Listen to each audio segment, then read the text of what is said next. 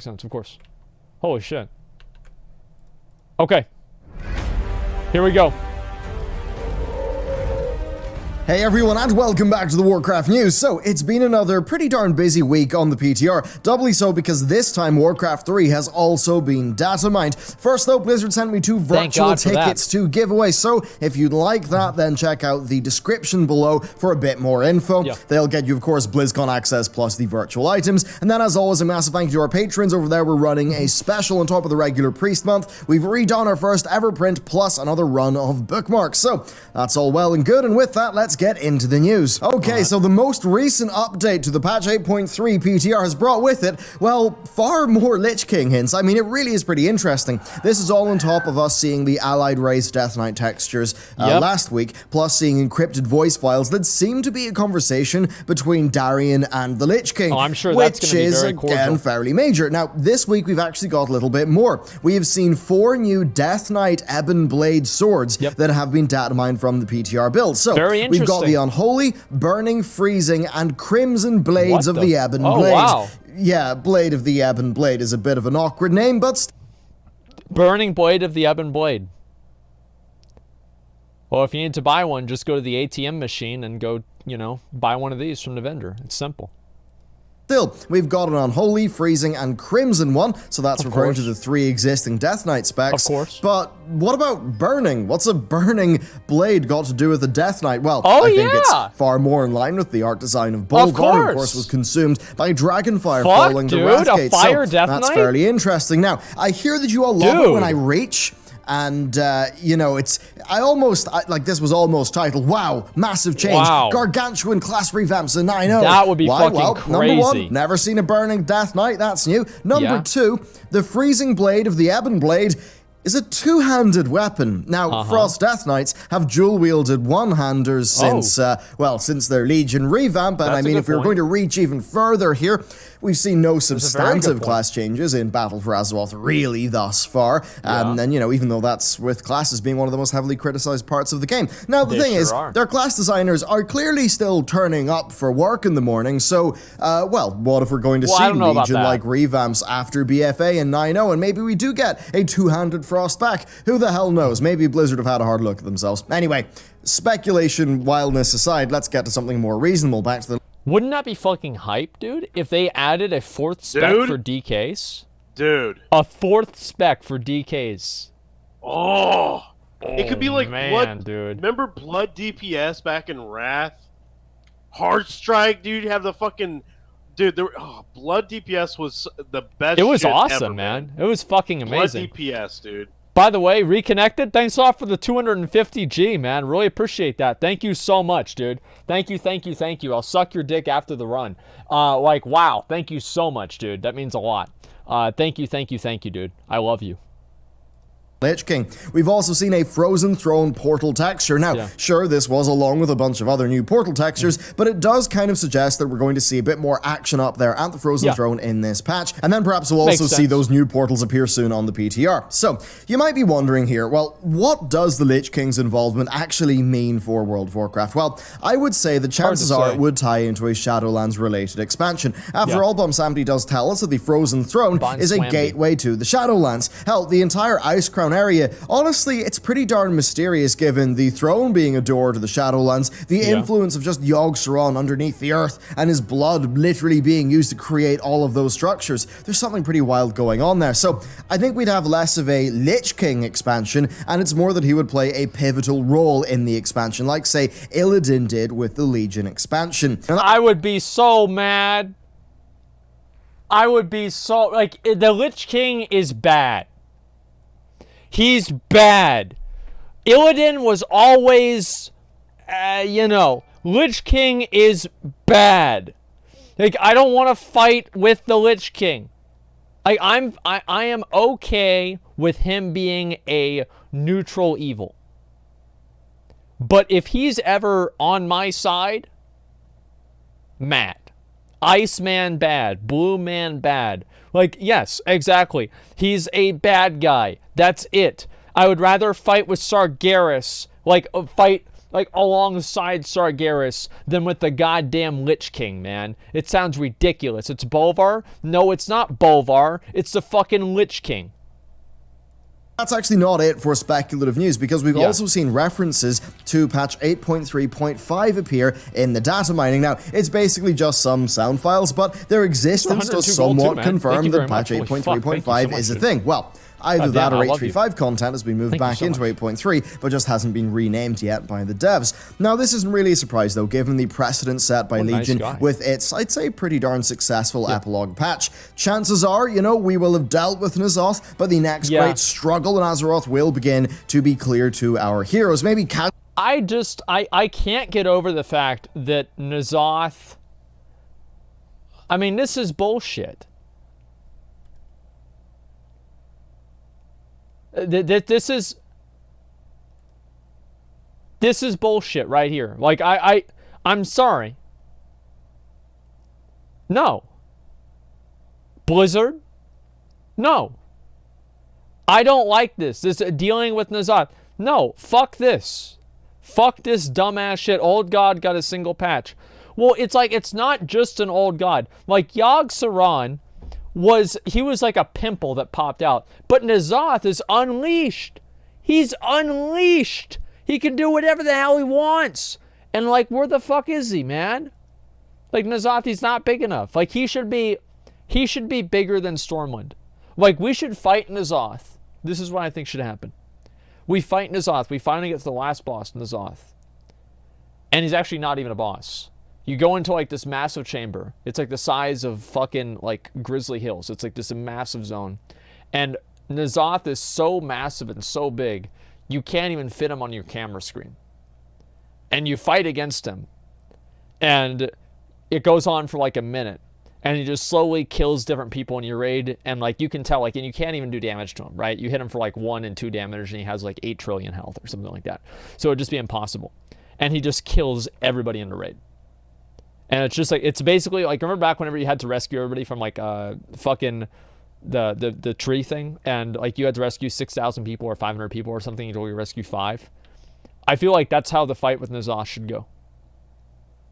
That'd be fucking awesome. So we should lose? Yeah, absolutely, you should lose. You should lose.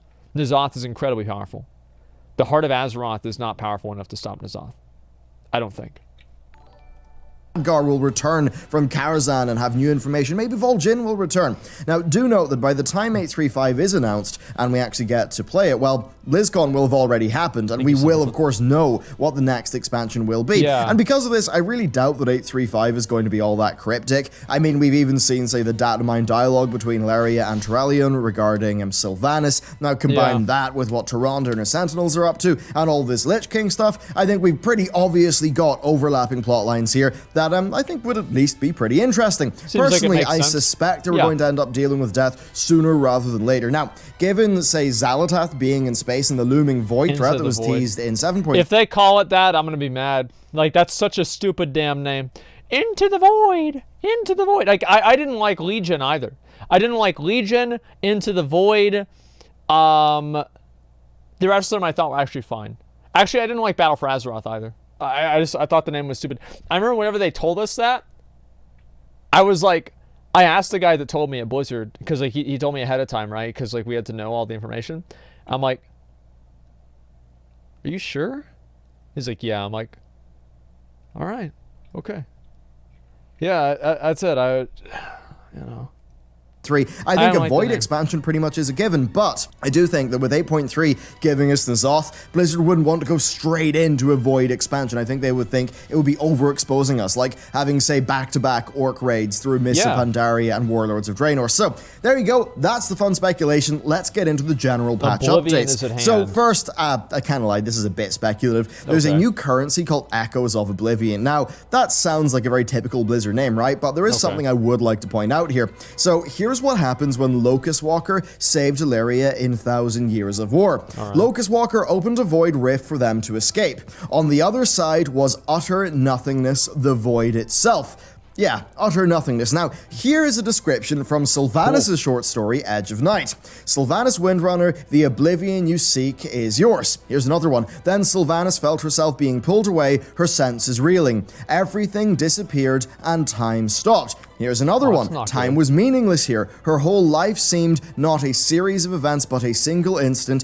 a pinpoint flash of consciousness in an infinite void. She saw only darkness. And then finally, the lurking oblivion filled her with terror. Now, I'd also note that she found Arthas' spirit there. So, what if these echoes of oblivion, just as the name of a currency, are kind of a nod to this, well, realm that Sylvanas, Illyria, and Arthas seemingly found themselves in? If so, that would be quite the tease for the next expansion, as that oblivion is the thing that has motivated Sylvanas ever since. Anyway, in other news, let's get down to the real news. That's what I think that, like, the whole, like, her master of being death and everything is, like, kind of ties into. Think, like, Sylvanas, you know, how you have people that get on drugs and then they have, like, some fucking out-of-body experience and then they, you know, buy a, you know, Volkswagen van and they drive around the country, or they become preachers at a church, or, you know, they just go fucking crazy. Yeah, I mean, yeah, I feel like that's kind of what happened with Sylvanas. Raid testing has continued with Rathian, Maut, Skitra, and Radden being tested. I mean, I'll say one thing, Blizzard are not slacking with the raid testing. They've jumped straight into it, and that does bode well for the future. But that said, they would have to be pretty diligent with their testing, because this is a 12-boss raid. It's actually the largest raid that we've got since Warlords of Draenor's Hellfire Citadel. So yeah, there's a lot of testing to do. Thankfully though, Blizzard are actually also going to be implementing a boss skip system that will work in line with how previous ones have. So if you kill a boss 4 times, then you'll be able to unlock the boss's skip. Overall, I'd say, sounds good, makes sense, so let's move on to assaults. We've seen more variants of the assaults on the PTR. Now, I was deep in my writing hole, writing the Sylvanas trilogy that we're sort of mostly the way through now, and while I was doing that, Wowhead were actually looking at the PTR, funny enough, and they made a great breakdown of one of the Oldham assault variants. Now, as we covered in our first assault video, the assaults clearly happen within a marked area on the map. I'm not very excited about the assaults. I think that they're just going to be just like the other assaults that we've had. They're going to be the same thing. Goku, I mailed you the gold. I mailed you the gold about 50 minutes ago, so it should be in your bank, and I have already done that, so you should be good. I sent you the other 500 that I owe you. And the one that WoW had covered was in some ways different to the one that I played, but in a lot of ways I think would feel the same, because it ultimately did boil down to just filling up a bar by killing enemies and killing NPCs. And do note that this is not like world quests from previous assaults, this is just like a sort of a Mechagon style zone-wide progression bar. Overall, I'd say Wowhead's article is great. They did a great job of pointing out the side events that you might want to do for rep, things like the Amthet Fleet, the Unearthed Keeper, the Virnal.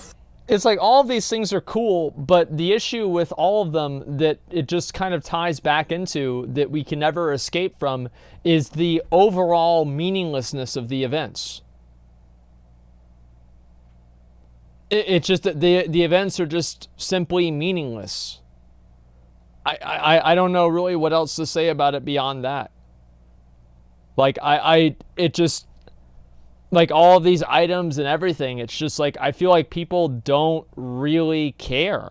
And I think that's the main core problem, is that people don't feel like the excitement and, you know, the motivation to go out and complete all this content, because it's just turned into being such a formulaic experience. You go through and you do the same stuff every single time and nothing ever really changes. Let's go. We're going to make your helmet here. You're going to trade me 100 gold too for it. Yeah, that's it. So yeah, it's like the B mount, people care about it 1 week and then it dies. Well, the B mount is great, and the good thing about the B mount is that it's going to be relevant in a year from now, 2 years from now, 5 years from now.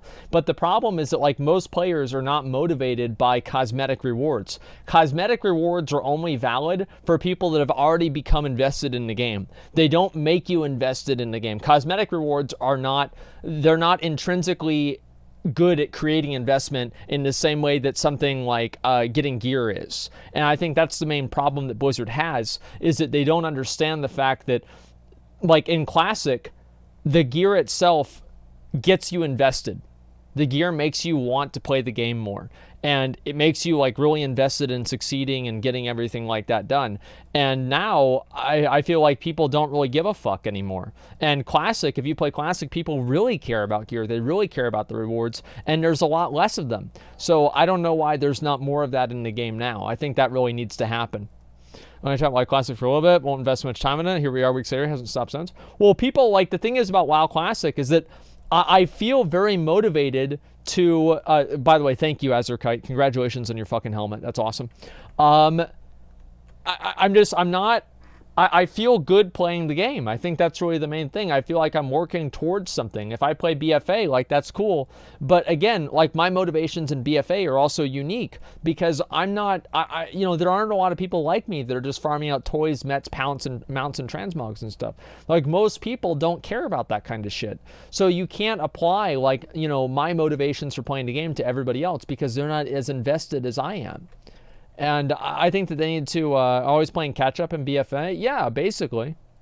Front, Beacon of the Sun King, the Solar Puzzle, these things are giving rep, so it incentivizes thorough play there. And overall, when you just step back and take a meta look here, well, it seems like Blizzard's plan is for there to be maybe 3 or so variants of each zone in existence. Cool. Maybe that's giving us a total of 6 different assaults between the 2 zones of Uldum and the Vale. Maybe it's more. And then, of course, you've got to add to that the N'Zoth invasion version, and, of course, the gameplay with the lesser visions and horrific visions. And really, with all of that, that's pretty much the patch's gameplay from a sort of a non-group content perspective. Zones. And you know, it really is interesting. Like, I think my opinion is still mixed in this. As much as I really do love the solo horrific visions, I think they're actually incredible. Well, very good anyway. And I'm actually like totally fine with asset reuse. I mean, I think that exploring more of Azeroth and going back to places that you know is a sane thing, a good thing to do in an MMO. But I completely agree with that. I think that the way that Legion did their artifact weapons, I thought that was great. The fact that you'd have to go into like Ulduar, you'd have to go into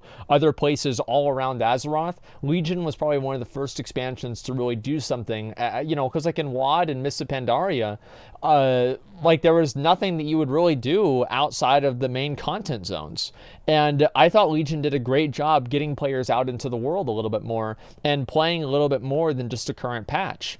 And I think that's great, but also the fundamental problem is that like Blizzard has a problem with motivating players to play the game more. That is, I think, that is what's really holding them back, is that their content is not fundamentally motivating. And if they can fundamentally motivate people, if they can get people to really want to play the game a lot more, that's all they need to do. That's literally it. Just get them in that mindset of wanting to play the game. And in Classic, I log on every day because I want to play the game.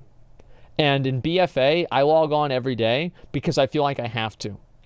And it's just fatiguing. And like, I've really thought about sitting down and writing out like, you know, a long form like essay almost about this, because I think somebody needs to speak out and talk about this. I wish Blizzard would sit down and really talk with people like me. I'm not saying me, I wish they would, right? But talk with people like me, people that have played the game for 15 years, people who have played every avenue of the game. I've played PvP, PvE, pet battles, everything, right? Transmog, raiding, arena, RBGs. I've done everything in this fucking game. What is it that the game's lacking? And I think those people can probably provide a lot of really good insight into what makes them motivated. And having a conversation with that person might at least allow them to understand what they did in their game at some point in time to cause that much investment with that individual. And I hope that with Classic WoW out, Blizzard can see how more isn't always more. Like Classic WoW doesn't really have a lot of content, but people still want to play it because it's rewarding. A lot of these things do just boil down to filling up a bar. Will the events just be static and people will kind of know what's up anyway, so there won't really be that much mystery? I kind of think that the genuine gameplay innovation here, I think it could be happening with the visions, but I do suspect that this world content is more just the best they could come up with, sort of given the restraints of patch 8.3. Indeed, I think it's pretty clear to me that the scope of 8.3 is primarily dictated by the production requirements of the next expansion. I mean, it's certainly an interesting situation. I'll say this, it's not necessarily one that I'm blasting Blizzard for. I mean, it's obviously a content reuse patch. I suspect that this is likely the smartest use of the resources that they have. I think they might be able to tie off Battle for Azeroth, giving people gameplay content. I think it'll serve the needs of the next expansion's development, and it's not going to leave us with a Warlords of Draenor-like content drought. Certainly, it's threading a needle from Blizzard's perspective, but if we were to see a December patch launch, January raid, and then an August expansion, I think that would be a pretty darn good managing of affairs. I'd love that. Next up, though, let's talk about Warcraft 3 Reforged. There's been a lot of data mining. It's been interesting to go through, and I'll say this, I really can see how much of an artistic challenge this game must have been for them. Warcraft 3's graphics were very intentional, right? They were designed to work for the low polygon character models available at the time, and the whole game's art style was just developed around that limitation, and really the same goes. It's like you have 7 triangles, and you have to come up with a person that comes out of that. It's like, all right, here's 7 triangles. Now turn that into an orc warlord riding a wolf. For World of Warcraft. Now, with World of Warcraft and Reforged, though, you're seeing them go in different directions in the future. World of Warcraft advanced the, I'd say, original formula, leaning very heavily in Blizzard's masterful texture work to deliver a game that really does look incredible in my view. Reforged, though, well, I think its buildings look really good and are within the Blizzard style, but its characters seem, well, a bit too realistic. And I've got to admit, like, when you see them in context, I think they're really quite jarring. Something's just not working there for me. I think in isolation they look pretty cool, but I mean, it's odd. So as far as we're aware, the brunt of the artwork here for this project has been done by a Malaysian studio, one of the ones. I'm going to wait. I'm going to hold off on that judgment. I think that what Bellular is saying makes sense, but I'm going to hold off on that judgment. Is camera dead? Okay. Just give me this. I don't know why my camera's been dying so much recently. I have no idea. Usually it doesn't do that, but, you know, we're good now. Anyway, so I don't really know exactly what it's going to look like, but hopefully as time goes on, we'll see what happens. Yeah, 10K camera. No, it was only 4K, okay, guys? No, let's run. It was only 4K. I didn't waste $10,000 on this. Maybe I'll have to buy a second one, and then I will. That helped out on StarCraft Remastered. Now, this, like, outsourcing, that is industry standard overall, but when I look at these assets, it's like they're great in isolation, but they're a bit strange in a scene, and I think combine that with a clear delay in Warcraft 3 Reforged, and you've got a recipe for confusion. I mean, Reforged was announced with, like, Blizzard, like, doing pre-orders with a summer 2019 release date. That didn't happen. Of course, August 31st is technically the end of the summer, so something clearly has been going on here behind the scenes. And I think when you look at the assets up close, I mean, the buildings look really great, but the units themselves, I think they're just far too realistic. Great in isolation, but viewed in scene, I actually think they've departed from the look of Warcraft 3 and just Warcraft in general. I mean, to be honest with you, they kind of look like Raid Shadow Legends characters. You know, that mobile game that's just on every YouTube video these days? I mean, I probably get about 3 emails a day from Raid Shadow Legends, so I've seen that bloody thing too much. Gonna be an ad? But overall, though, it's just... I really think Bellular missed a great opportunity right there. Like, he had such a good opportunity and be like, yeah, just by the way, like this other guy, yeah, he ruined the opportunity. Dude, that would have been the best segue ever. You just promoted him? I don't care. But, like, overall, I can see what he's saying. I actually kind of... it does feel maybe a little bit busy, but I think that's also, I mean... we don't really have a lot else to go off of in terms of, like, RTS games nowadays. I mean, like, the biggest RTS game nowadays, I'm pretty sure, is probably still StarCraft 2. Like, who the fuck else even plays any of these other games? I think there's a few other ones that have come out recently, but I've never really gotten into it. Like, Command and Conquer is dead. You know, like, Warcraft franchise is dead. Total War game is, you know, basically dead. Age of Empires 2? Yeah, and so you're either going to play a game from 2001 or a game from 1998. You know, you're going to have to go back in time by a pretty good fucking margin to play this again. That's my whole point. Just a strange situation. I've got to imagine here that there's been like basic art oversight, but the Blizzard hasn't committed that much manpower to the project in terms of just getting the art assets made. I think that's maybe what it initially was. Maybe they've had to change that. I just kind of imagine that it's just the classic games team sort of handling the coding in-house and the assets externally. And I think when you compare the readability between this, Warcraft 3 and StarCraft 2, I think you can see that the Blizzard-led games are just a little bit more readable when it comes to the gameplay. So overall to me, I mean, it does look like it's missing out on the Blizzard quality mark. I'll say that much, but again, it's early days. It could... I will agree that it doesn't look like a Blizzard game as much. Change. Now that said, I will say this, narratively, I'm interested in the project. It's going to serve as World of Warcraft's basis, and it's going to be in line with the Chronicle era lore. So we're going to see some characters have expanded roles, and I think that could be very interesting within the context of the current game, especially if we get, say, more old god hints when we're going through Azul Narub with Arthas, right? That could be pretty really interesting. Seeing more characterization of Jaina, especially Sylvanas as well, and generally just, you know, some nods to modern lore. Maybe we get some hints about the Titans being less than pure good. Now that said, I think it might be a bummer to those who just want a pure Warcraft 3 experience, and I mean, I totally do get that. I admit that messing with the formula is risky business.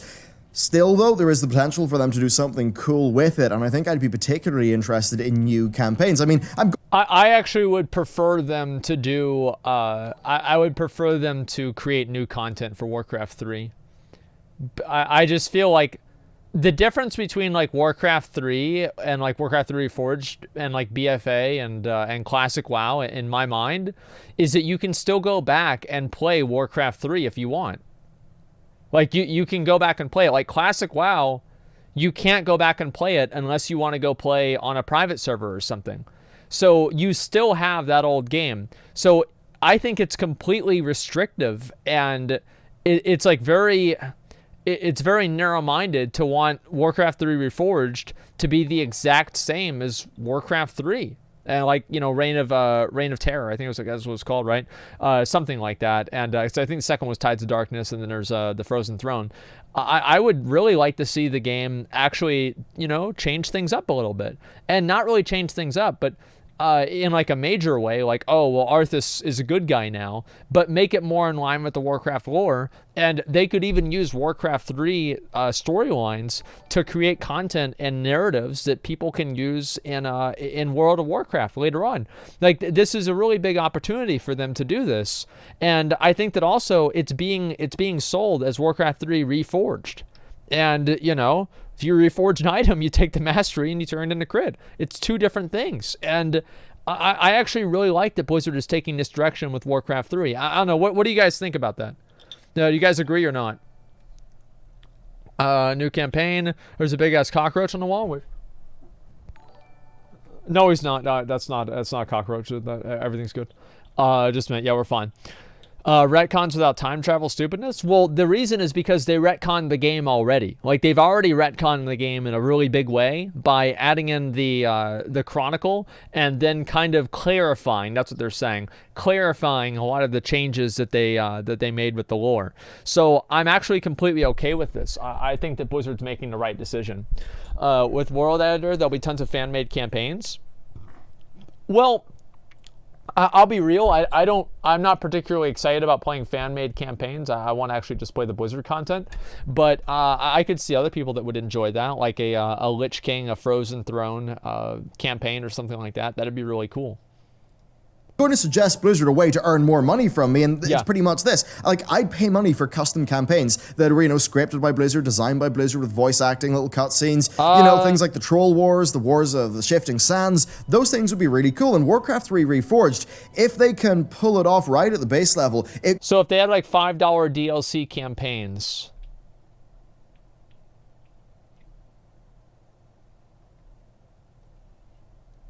I mean, it's a one-time, like... No.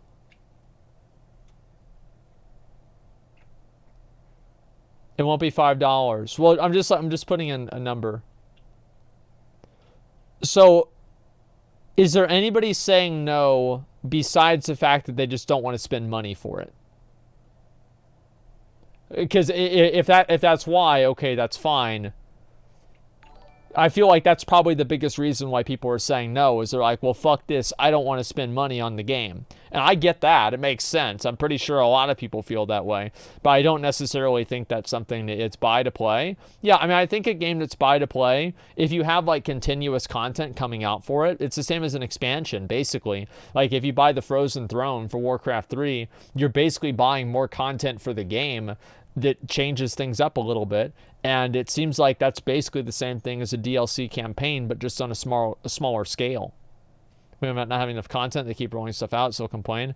Yeah, I think so too. It'd be okay. No to $5 DLC because Blizzard will abuse it. Okay, so it's just like a paranoid thing. Like, I get that. I can see why you feel that way. But still, I mean, I think this is actually a really good idea that Bellular has. Could be a really good way for Blizzard to, well, quite simply, tell some of those stories and also make a quick buck, which seems like a win-win for us and them. But anyway, there you go. That's it for the Warcraft news. We've got nice little updates on the PTR. Crazy speculation with the Lich King. I know I went a little bit off the rails when I talked about the class stuff. I mean, come on. I've got to if I see two-handed frost and a new type of Death Knight sword. Realistically, though, I'm thinking that they're probably just like starter weapons for new Death Knights when the allied races get to be Death Knights. And I mean, for that, I think it's pretty simple. Something's going to happen. The Lich King's going to come in. He's probably going to be like, yo, dudes, I'm going to raise up some new Death Knights for you, and we'll probably be mostly buddy-buddy. Maybe Talia will be involved. It could be pretty interesting. Cool. I mean, I do have a crazy theory for Arthas, and I've got a theory for how they can make Arthas return that's sort of in line with what I said there about Sylvanas and Illyria seeing that void, and Arthas also being sort of lost within that void, but that's definitely one I need to think a little bit more on, because right now, it is just a harebrained theory. Anyway, I hope you enjoyed this video. Let me know what you thought about the things down below. If you'd like the chance of winning a BlizzCon 2019 virtual ticket, then check out the link down below. Cheers. Okay. I'll see you next time. All right. Bellular news. Listen, why are you spamming? It's annoying. All right, let me read the rest of it. Salty Jenkins, thanks 1,000 bits. Appreciate that a lot. I feel like achievements in BFA are meaningless, while achievements in Classic have a lot of meaning. If I get Hand to Rag in Classic, a lot of people will hear about it. If I get an item in BFA or achieve a high rank PvP title, not many will know. Well, yeah, of course, because the community is more disconnected, and it's not like it's not connected in the same way. Cinematic for defeating N'Zoth is already up on Wowhead. We basically, I saw that. I saw it, Dion. Then Magni, every old guy's defeated Azeroth is cleansed. It's just another chapter of Blizzard for shit writing. Well, they've done a lot of good job.